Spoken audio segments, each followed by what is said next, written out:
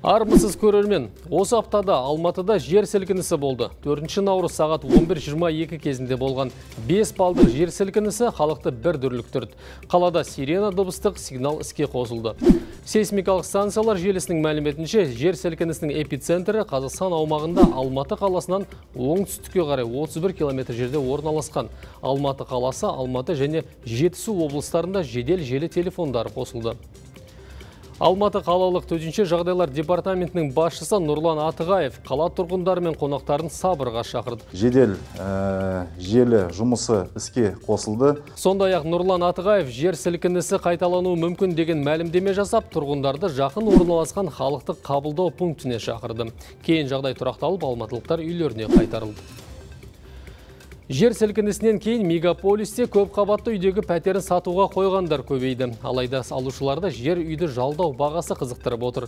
Қазір бір қабатты үйді бір тәулікке жалға алудың орташа бағасы тұрған жеріне жабдықталуына қарай 70-100 мың теңге аралығында, ал қала сыртында шамамен 10-35 мың теңге. Қазақстан риэлторлары біріккен қауымдастығының президенті Лариса Степаненко үй бағасына қатысты мәселенің бәрі уақытша құбылыс деп отыр.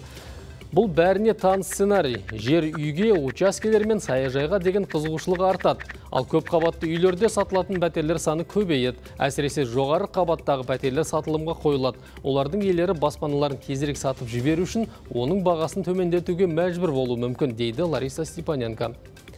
Ал кейбір сарапшы алматылықтар енді Астанаға көшіп жатыр деп отыр. Сондықтан елордада да пәтер бағасы өсуі мүмкін деп болжанды.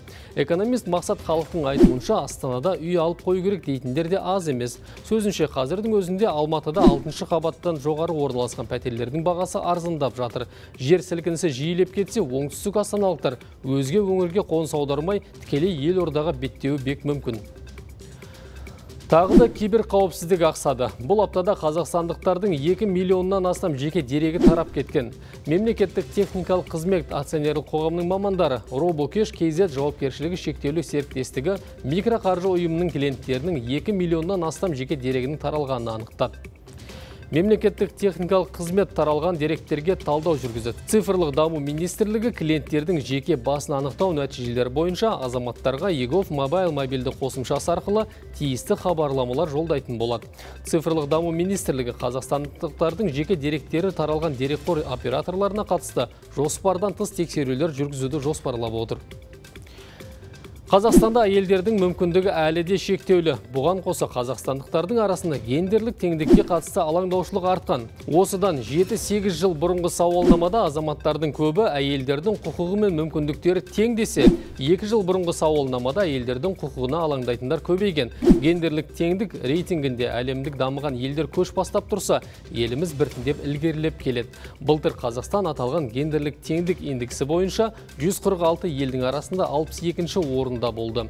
Бір жыл бұрынғы 65-ші орынмен салыстырғанда индекс 0,721-ге дейін көтерілді. Дегенмен стратегия әлеуметтік және саяси зерттеулер орталығы қоғамдық қорының басшысы Гүлмира Елеуова елімізде кей дәстүр гендерлік теңдікті кері тартады деген уәж айтты.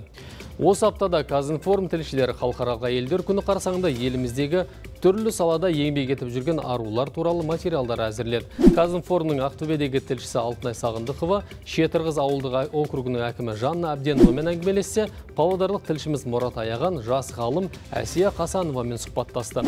Бұл аптаның маңызды жаңалықтары осындай болды. Толығырақ Казинформ KZ сайтынан оқи аласыздар. Көріскенше сау саламат болыңыздар.